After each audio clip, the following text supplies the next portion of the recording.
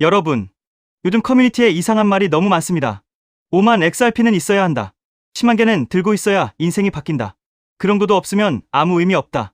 저는 이런 말들, 솔직히 현실을 너무 모르는 소리라고 봅니다. 대부분의 사람들은 월급을 받고 살고 월세나 대출을 내고 기름값, 식비, 생활비를 감당하면서 조금씩 자산을 모읍니다. 그런데 무슨 수만 개, 수십만 개를 당연한 기준처럼 말합니까?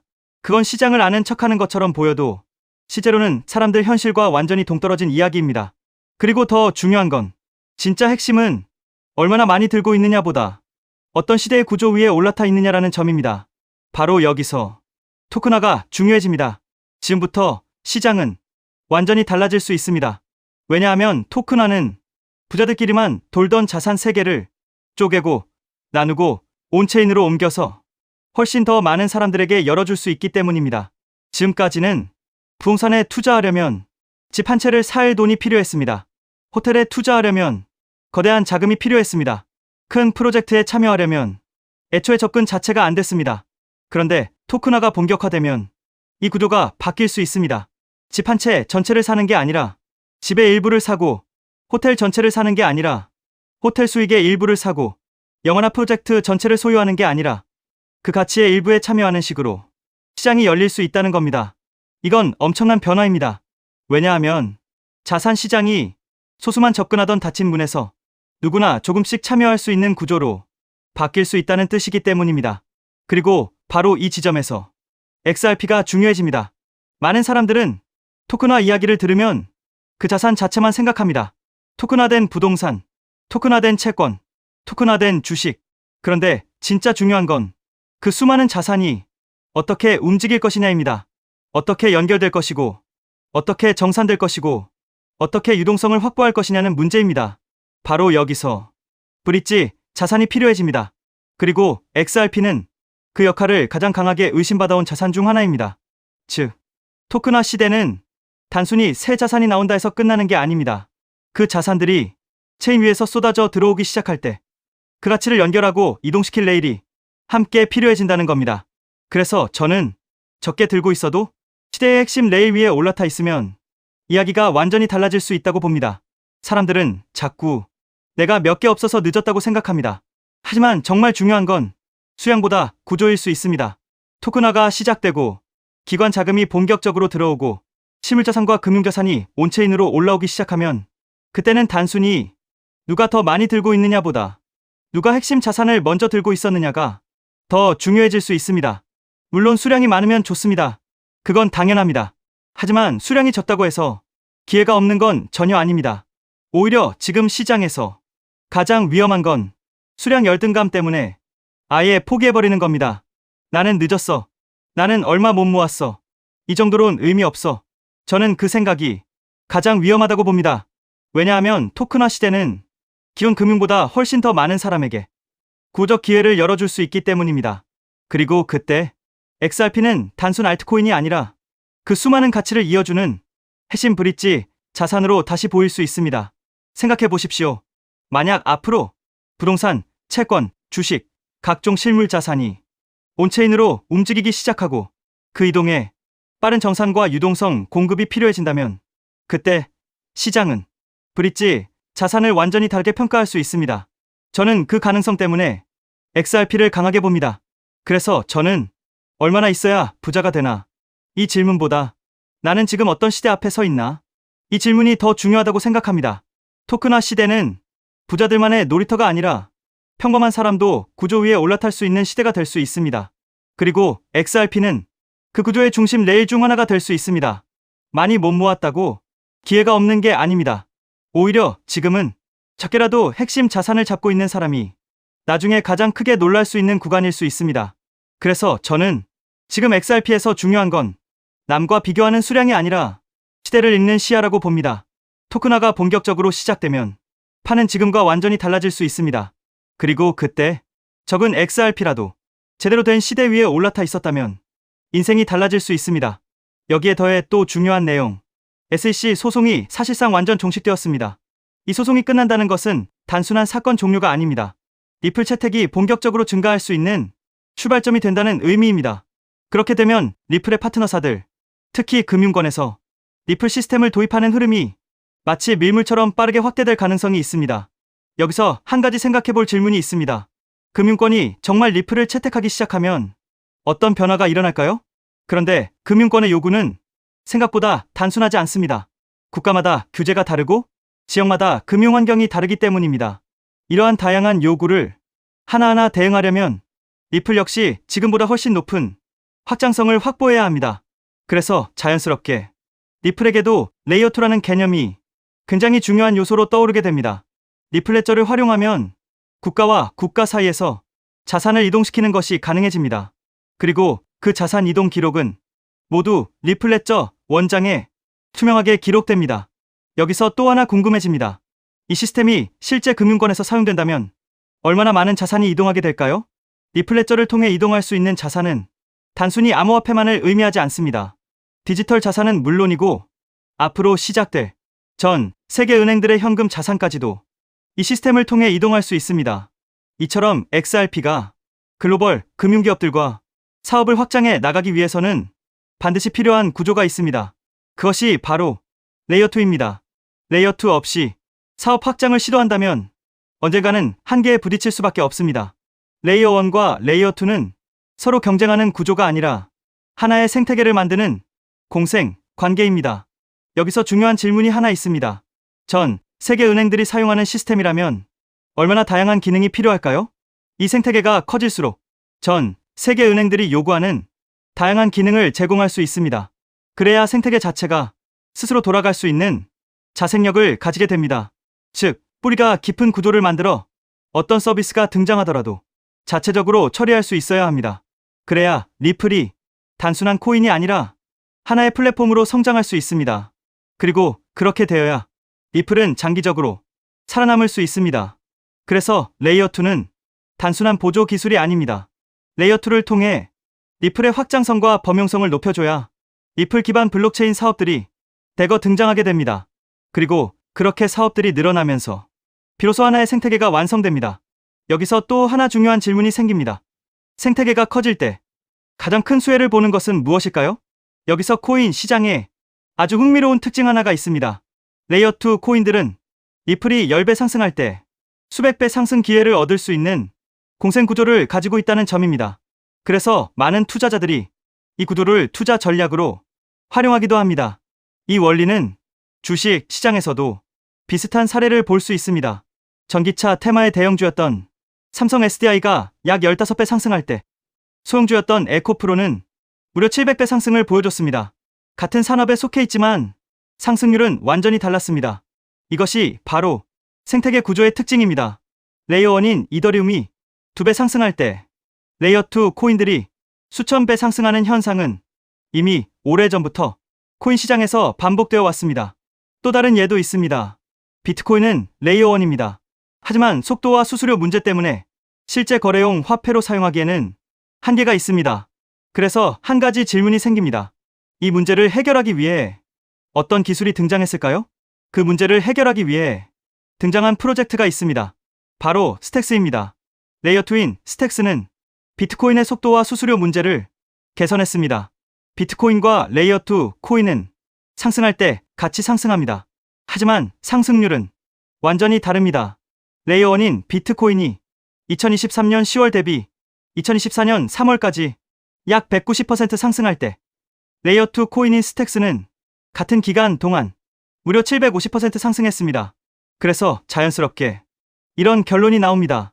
만약 XRP가 앞으로 10배 상승한다면 리플 레이어2 코인들은 100배, 1000배 상승 가능성도 충분히 기대할 수 있다는 것입니다. 여기서 이제 가장 중요한 질문이 생깁니다. 그렇다면 리플 생태계에서 레이어2 역할을 하는 코인은 무엇일까요? 첫 번째로 제가 우리 구독자분들께 소개해드릴 리플 관련 코인은 더 루트 네트워크, The Root Network입니다. 루트 네트워크 홈페이지를 보면 XRP Ledger Integration, 즉 다양한 블록체인을 XRP 레저로 통합하는 기능을 설명하고 있습니다. XRP 사용자들이 다른 코인들을 XRP 레저 환경에서도 사용할 수 있도록 확장해주고, 이 과정에서 루트 네트워크가 브릿지 역할을 하는 리플 전용 크로스체인 솔루션이라는 것을 확인할 수 있습니다. 그래서 리플 홀더라면 반드시 알아둘 필요가 있는 프로젝트입니다. 또 하나 중요한 특징이 있습니다. 바로 블록 리워드입니다. 리워드는 블록체인 네트워크 유지에 기여하는 채굴 활동에 대한 보상인데 이 보상이 XRP로 지급됩니다. 즉, 룬 네트워크의 기축 통화가 XRP라는 의미입니다. 더 룬 네트워크는 XRP 확장을 위한 역할을 하지만 이더리움의 EVM 구조를 기반으로 레이어 1을 개발한 프로젝트이기 때문에 직접적으로 XRP 체인을 사용하지 않는다는 한계도 존재합니다. 하지만 지금 소개하고 있는 이 코인은 리플 블록체인에서 개발된 유일한 레이어 2 프로젝트입니다. 그래서 향후 XRP가 10배 상승한다면 이 코인은 100배, 1000배 상승 가능성도 충분히 기대해 볼 수 있습니다. 여기서 많은 분들이 이 질문을 하실 수 있습니다. 도대체 이 코인은 어떤 구도를 가지고 있을까요? 이 코인 홈페이지를 보면 메인 화면에 XRP 생태계를 위한 사이드체인이라는 프로젝트 목표가 명확하게 적혀 있습니다. 사이드체인은 XRP 체인을 더 원활하게 구동할 수 있도록 지원해주는 체인을 의미합니다. 그래서 XRP 생태계가 커질수록 이 코인의 사용처도 폭발적으로 늘어날 수 있습니다. 또한 이 코인의 이용자가 늘어날수록 XRP 역시 더 안정적인 환경에서 서비스를 제공할 수 있습니다. 그래서 이 두 코인은 공생 관계라고 볼 수 있습니다. 이 코인의 백서를 보면 XRP 레저의 포크라고 설명되어 있습니다. 하드포크와 비슷한 개념인데 XRP의 장점은 유지하면서 레이어2의 핵심 가치인 확장성을 개선하기 위해 추가적인 코드 개발 가능성을 열어둔 구조입니다. 그래서 이 프로젝트는 레이어2 스마트 컨트랙트를 담당한다고 설명하고 있습니다. 향후 리플 생태계에서는 결제는 레이어 1, 즉 리플 레저에서 처리되고 어플리케이션과 서비스 영역은 레이어 2인 이 프로젝트를 통해 처리될 가능성이 있습니다. 사실 이 부분 때문에 리플 기술 커뮤니티에서는 하나의 우려가 나오고 있습니다. 앞으로 이 코인으로 수요가 너무 많이 몰릴 수 있다는 것입니다.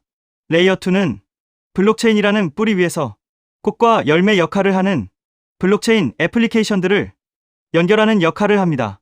그런데 이 중요한 연결 구조가 거의 코인 하나에 집중되어 있습니다. 그래서 기술자 커뮤니티에서는 이 코인이 혹시 XRP보다 더 커질 수도 있는 것 아니냐는 우려까지 나오고 있습니다. 이에 대해 리플 CTO인 슈와르츠는 이렇게 이야기합니다. 새로운 체인이 등장한다고 해서 기존 체인의 가치가 떨어질 것이라고 걱정하는 것은 지금 걱정할 문제가 아니라는 것입니다. 즉, 이 코인이 너무 커질 것을 걱정하는 기술자들의 우려에 대해 리플 CTO가 직접 나서 진정시키고 있는 상황입니다. 이 장면만 봐도 이 프로젝트가 얼마나 중요한 위치에 있는지 충분히 알 수 있습니다. 이 코인은 재작년 12월에 출시된 아직 2년도 되지 않은 초기 프로젝트입니다.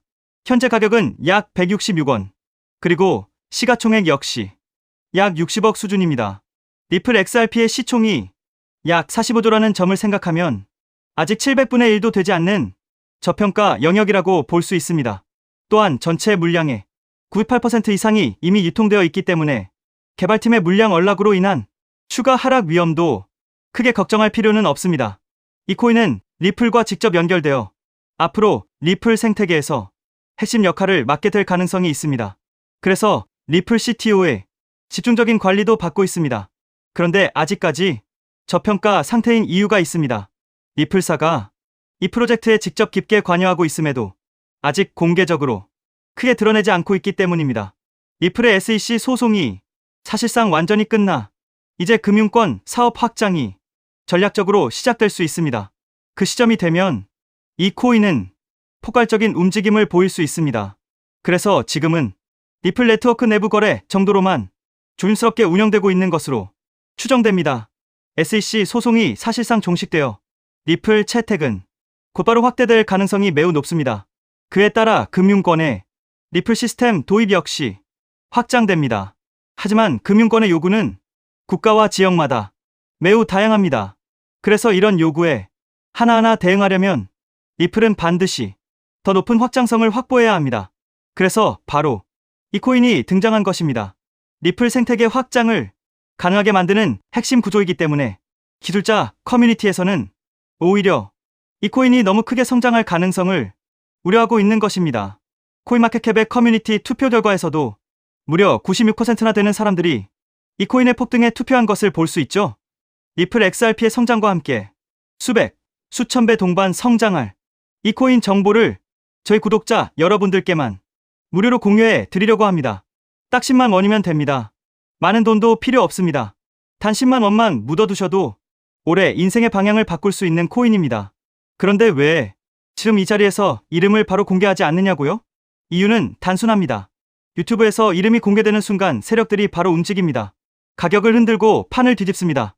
그리고 뉴스가 나오고 사람들이 몰리기 시작하면 그때는 이미 늦습니다. 이 시장은 정보가 퍼진 뒤에 사는 사람이 아니라 퍼지기 전에 움직인 사람이 가져가는 구조입니다. 결국 선점이 전부입니다. 이건 단순히 좋은 코인을 찾는 문제가 아닙니다. 지금 시장에서 2026년을 버티기 위한 필수 선택에 가깝습니다. 최근 시장 하락으로 원금 손실이 컸던 분들 많으시죠? 이 코인은 그런 분들도 한 번에 만회할 수 있는 가능성이 있는 구간에 있습니다. 그래서 저는 아무에게나 공개하지 않습니다. 저를 믿고 설문에 참여해주시는 구독자분들께만 이익은 코인의 이름, 진입 구간, 그리고 목표 가격까지 모두 공유드리겠습니다. 당연히 저는 10원도 요구하지 않고 무료로 우리 구독자분들께만 공유해 드릴 겁니다. 왜?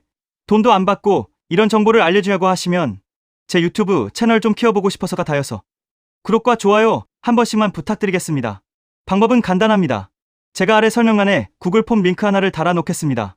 이 링크는 여기 설명 보기를 클릭하시면 볼 수가 있는데요. 이 구글 폼 링크를 눌러보시면 이러한 창이 뜰 겁니다. 그러면 여기 구독자께만 드려요에 체크를 해주신 다음 리플 레이어2 코인 정보를 공유받으실 연락처를 자세히 적어주신 다음에 여기에 있는 제출을 눌러주시면 저에게 이 구글 폼이 날아오게 됩니다. 그러면 제가 이 구글 폼을 확인하자마자 적어주신 연락처로 연락드려서 제가 구독자인지 확인만 간단히 빠르게 한 다음 아까 말씀드린 리플 레이어2 코인 정보를 바로 공유해 드리도록 하겠습니다. 이 코인이 아마 2026년의 졸업 코인으로 이름을 올리게 될 수도 있을 겁니다. 최근 원금 손실이 컸던 분들도 한 번에 만회하고도 남을 수 있으니 최대한 서둘러 준비하셔서 제대로 된 수익을 만들어 보셨으면 합니다. 우리 구독자 여러분 힘내시고 긴 영상 끝까지 시청해 주셔서 감사드리며 마지막으로 구독과 좋아요 한 번씩 부탁드리면서 마무리하겠습니다. 끝까지 시청해 주셔서 감사합니다.